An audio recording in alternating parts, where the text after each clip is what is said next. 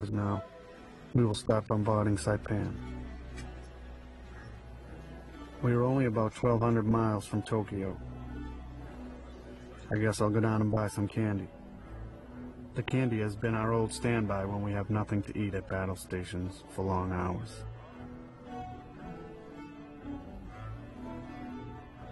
Saipan was unlike many of the tiny flat coral atolls the Marines had taken previously.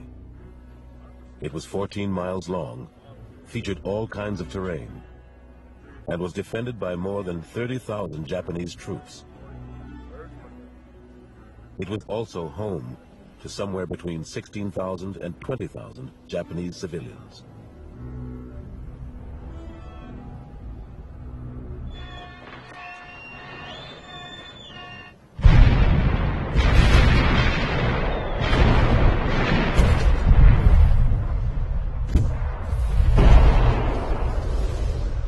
The shelling of Saipan went on for 2 days.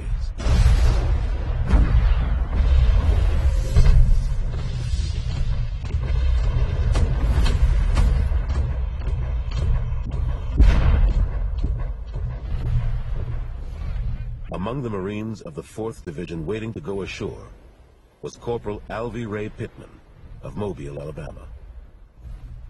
He'd been working as a carpenter alongside his father when he decided to join the Marines.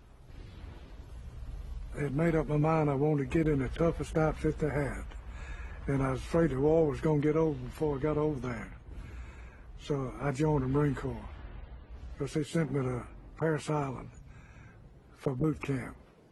And I remember going in, all these guys standing out on the grass out there said, "You'll be sorry, you'll be sorry."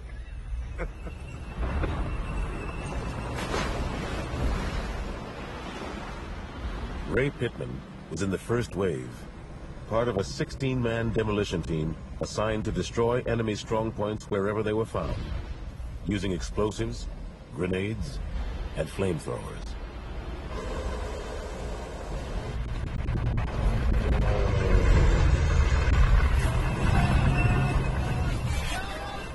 You never think about getting hurt yourself. You think about maybe some of your buddies are going to get hurt, and you wonder who it's going to be. I mean, I really didn't ever think about getting hurt myself. Because when the slugs start bouncing off your Amtrak going in, you know it could happen.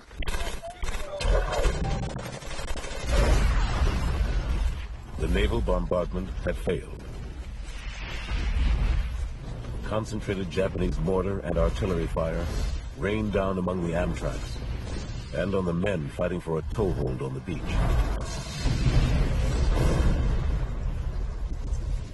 All 4 commanders of the assault battalions were hit within minutes.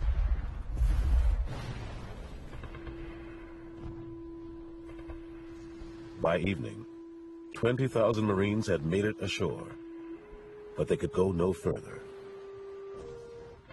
The Japanese planned to keep the Americans pinned down until their own fleet could steam in from the Philippines and destroy them.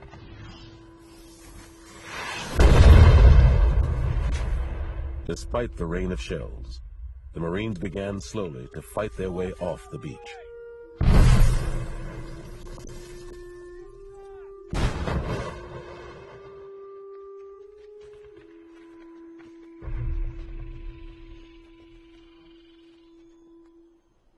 I know I was scared a lot. Losing a lot of friends, it really hurts you.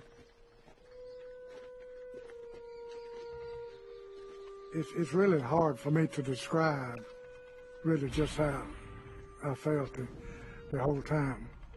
Because it's something happening every day, and you're so tired and you can't lift your eyelids hardly. And something happens, you get a call to blow a pillbox here, to blow a pillbox there. I mean, you wake up and go and do your job. But it's hard for me to tell just how bad it was, how I felt. The battle for Saipan had just begun.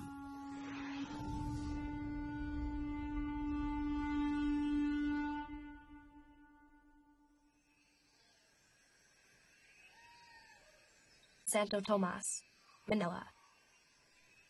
The rumor about the Japanese army taking over the camp was true. If we thought we had reason to complain about how awful our life was in the concentration camp, we soon changed our minds and knew we had been on a picnic till then. From now on, we would be the same as military war prisoners, and not civilian prisoners. Sasha Weinsheimer.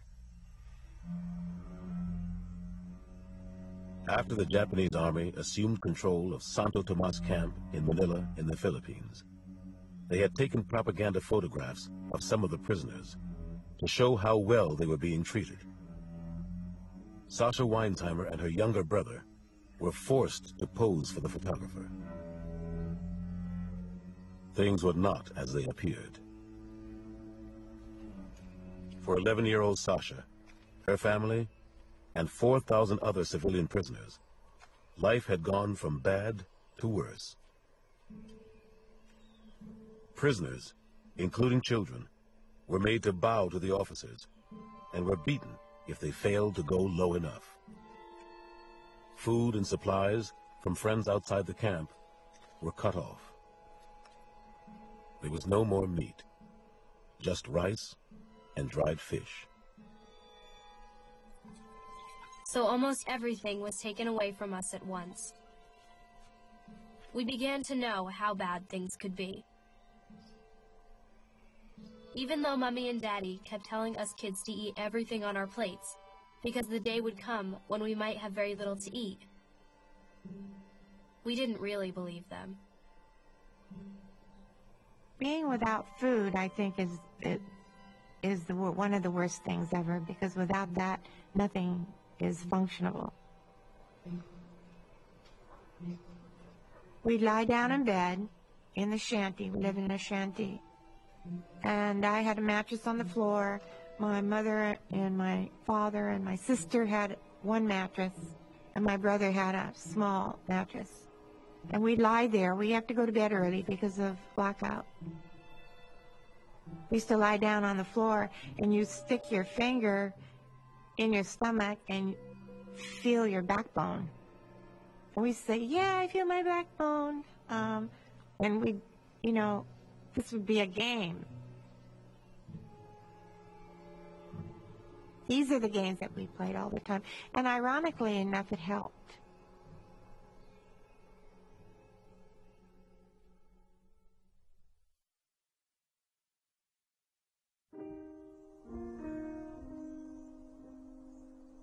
In the late spring of 1944, John and Glennie Frazier of Fort Deposit, Alabama, received a telegram from the War Department. Their son Glenn had been missing in action in the Philippines for 2 agonizing years. And since nothing had been heard from him since May of 1942, he was now officially presumed dead. Frazier had joined the Army in 1941, in part because he believed that the young woman he loved someone else. He was wrong. She had remained loyal to him all that time. Now, with the latest news, she began to give up hope of ever seeing him again.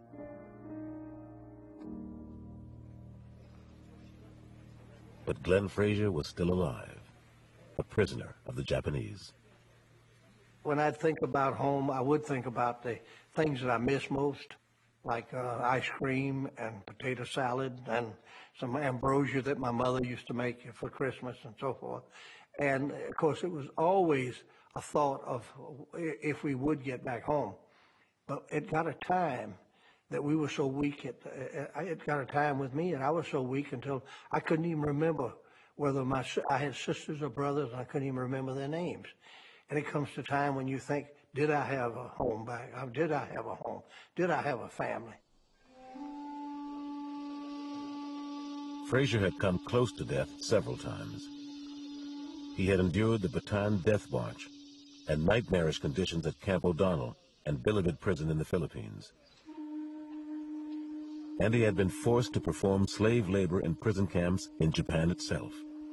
where he had survived double pneumonia, torture, a week of isolation in a covered pit, and beatings so frequent they became routine.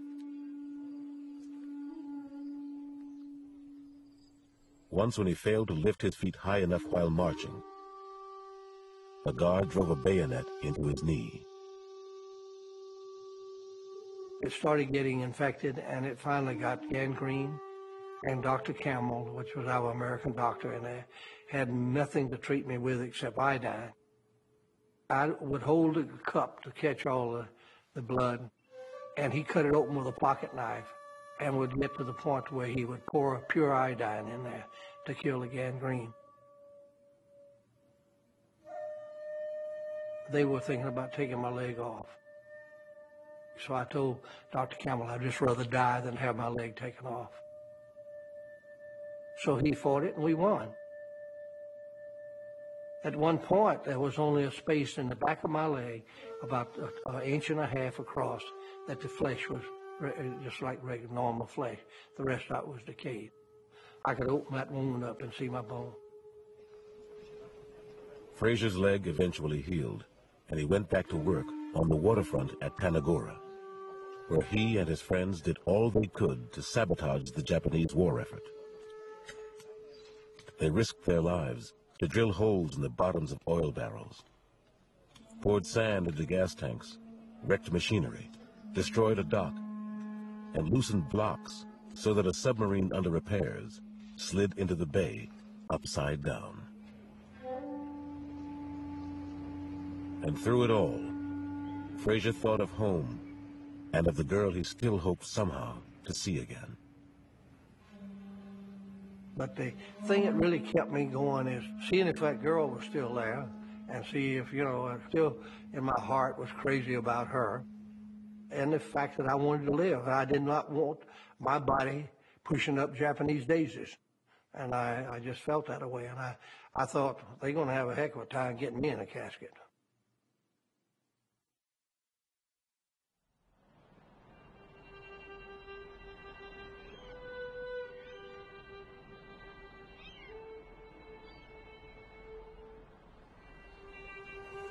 Ten days after D-Day, bodies were still washing up onto Omaha Beach. And because the Graves registration crews had moved inland with the advancing troops, no one was gathering them for burial. Finally, men from Quentin Anderson's fighter squadron did the job themselves. They retrieved the corpses with long poles, heaped them with driftwood soaked with gasoline, and set them ablaze. A few days later, Anderson looked down from the bluff and saw that the problem had not been solved. More bodies were rolling in the surf, he remembered, as the English Channel continued to give up its dead.